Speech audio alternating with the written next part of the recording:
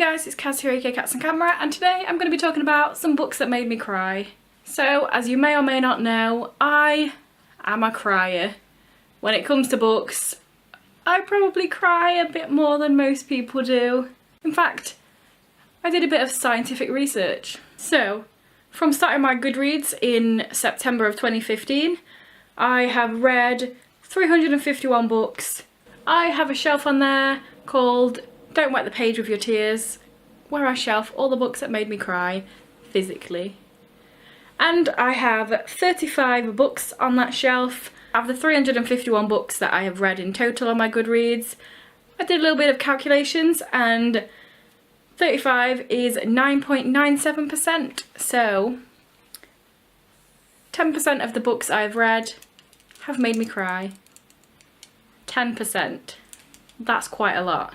Obviously, I'm not going to go into all of those 35 books here, but I have a selection of 15 that I'm going to go through. And also there's a readathon called Sobathon coming up at the end of this month, so I thought it was the perfect time to do this video about all the books that I cried at.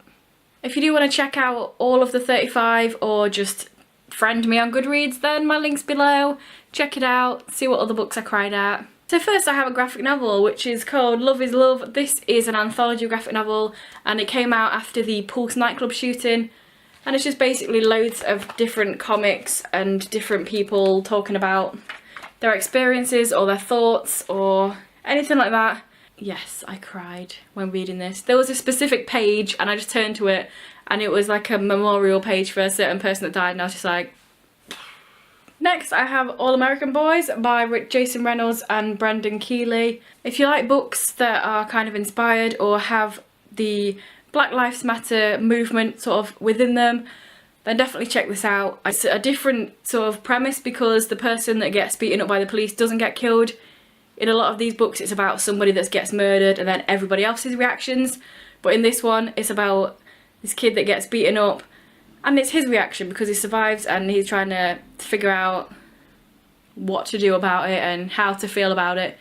But it's also told in two perspectives, so it's got him but it's also got this white kid who is friends with the police officer that beat this other guy up and he's known him all his life and he's never seen him do something this aggressive, and it's kind of him coming to terms with somebody that he's known all his life doing something so horrific and how he feels about that and what he wants to do about that as well. Next up I've got an author rec for cry-worthy books, and that's Jandy Nelson because both of the books I've read by her made me cry.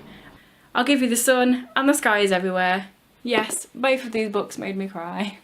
I'll Give You the Sun follows twins Noah and Jude and it's told at different points in their life, 2 years before and then present day, and it's just all kind of coming together at this thing that happened to them and trying to figure out why. And The Sky is Everywhere is about a girl trying to deal with the fact that her sister has died.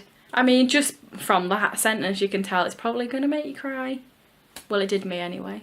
Next up I have Winger and Standoff by Andrew Smith. Both of these books made me cry, and I'm just going to talk about Winger for a second because literally as I was reading this I was just sat there reading it and then I got to this sentence. It's pretty much just a sentence and I was actually reading it and my mum turned up and I was sat there and I turned to her and I said, you know what, if you weren't here I'd probably be crying right now.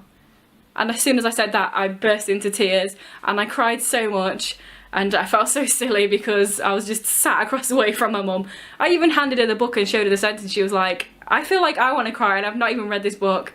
And the next 2 days at work I just felt really hollow. I was just stood there at work and I just kept thinking about this book.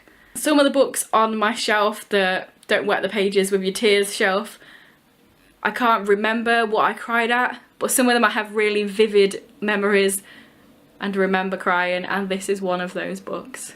Another book where I have very vivid memories of crying, and this one is going to be no surprise to anybody because most people have read this. A Monster Calls by Patrick Ness. This book destroyed me. You know when you're not just crying, you're like, it hurts.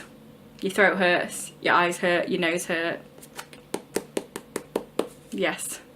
This is about a boy and every night this monster turns up and is telling stories, and it's about family and learning to deal with loss, and it's just really sad but really good. I've not actually watched the movie yet though, even though I think it's on Amazon Prime or something. I really need to get around to watching it, see if it's as good as the book.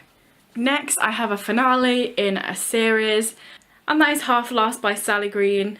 I know a lot of people don't like the way this series finished, and they were like, but this destroyed me, and I thought it was a perfect way to finish.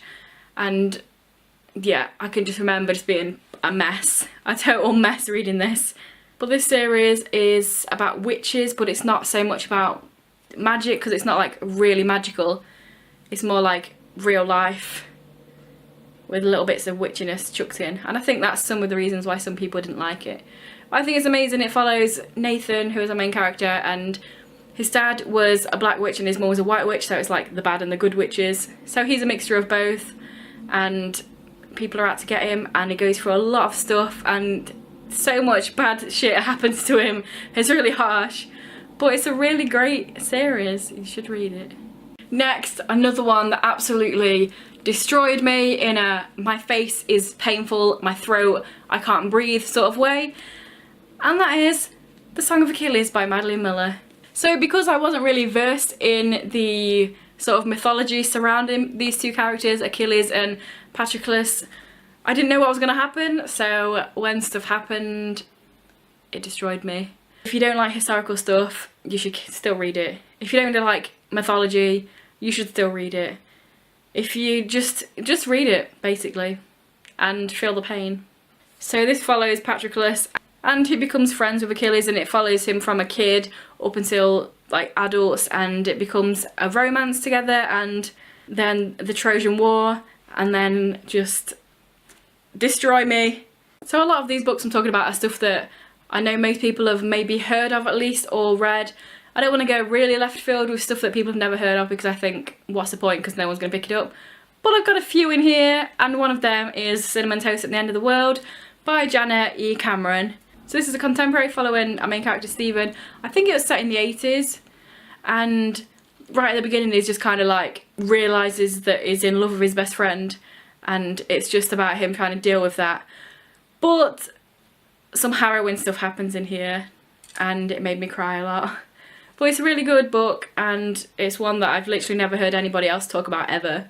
Next up, and definitely the most important book on here because it's non-fiction, is One of Us by Asne Searstad. You've heard me talk about this probably if you've been here for a little while. You've seen me literally cry on camera about this if you've been here since October, when I did my wrap up and cried about this for 5 minutes straight.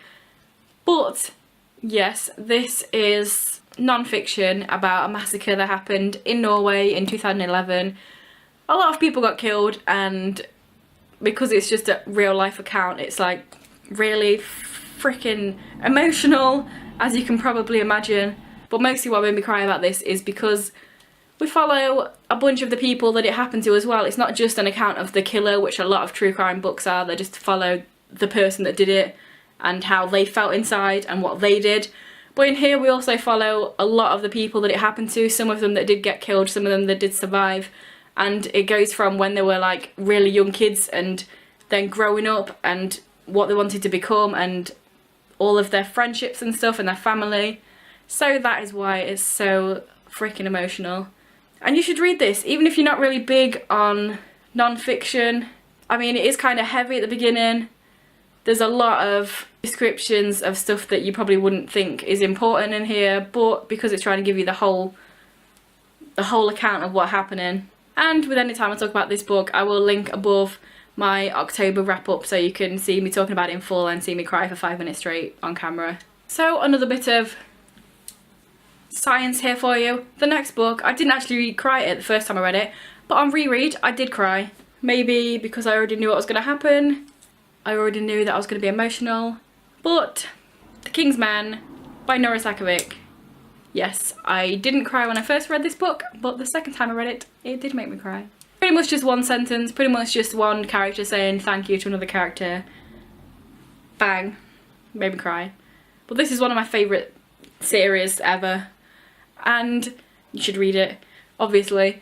But this follows a ragtag group of Exy players, which is this made-up sport, and all of them have had bad shit happen to them, or are just in bad places. So they're all really, I fucking hate this word, but problematic. But they're just amazing, and the story's amazing, and there's a big crime undertone thing going on. Next up we have another cry-worthy author, because both of the books I've read by this author made me cry, and that is Adam Silvera. So They Both Die at the End is the most recent book I read of his, and it made me cry. Look at the title, as if it wasn't going to make me cry. It's called They Both Die at the End. But this, as you can probably tell, follows two characters that find out that morning that that is their last day on earth. There's this thing that just phones you up and they're like, soz, but at some point today, you're gonna die. And it's just about these two characters coming together and enjoying their final day. And it's just really lovely, but really sad. It's just so Adam Silvera. And of course, more happy than not. This book, I literally, and when I say literally, I don't mean figuratively, like a lot of people do nowadays when they say literally. I mean, I literally cried for 100 pages straight. The last 100 pages of this book, I was crying constantly. I remember laying in bed, I read this in bed, and I was laying back and my ears were full of water because my tears were going into my ears, my pillow was wet below me, my nose, my throat was all closed up, my face was red. It's just really emotional, guys. This book is really emotional. And you know what, I'm not even going to tell you what this book is about, because I went into this not knowing anything about it. I knew I wanted to read it, but I literally didn't know anything about it. So I'm not going to tell you anything about it. Just read it and then cry. Literally a third of this book, I was crying. I was a mess. But it was so good. Apparently we're on the last book, so there you go. Book 15, the most recent book I've read on this list. Boom. Autobiography by Christina Lauren.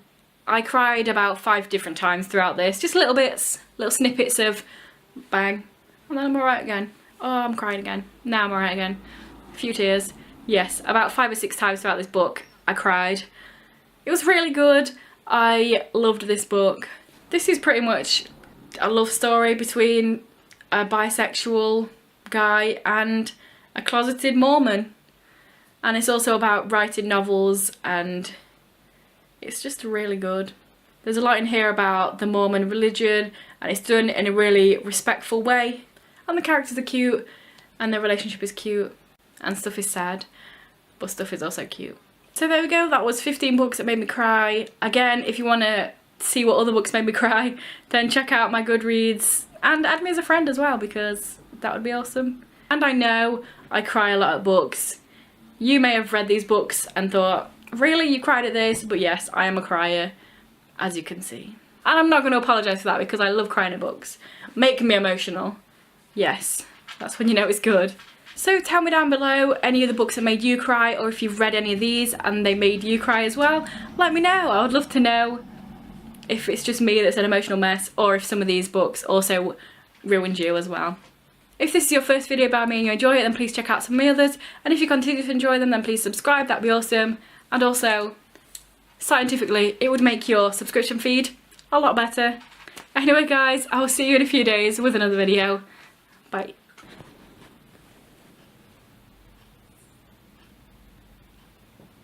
If this is your first video by me and you enjoy it, then scientifically speaking, you should subscribe and like. This is really weird because this is not how I do the end.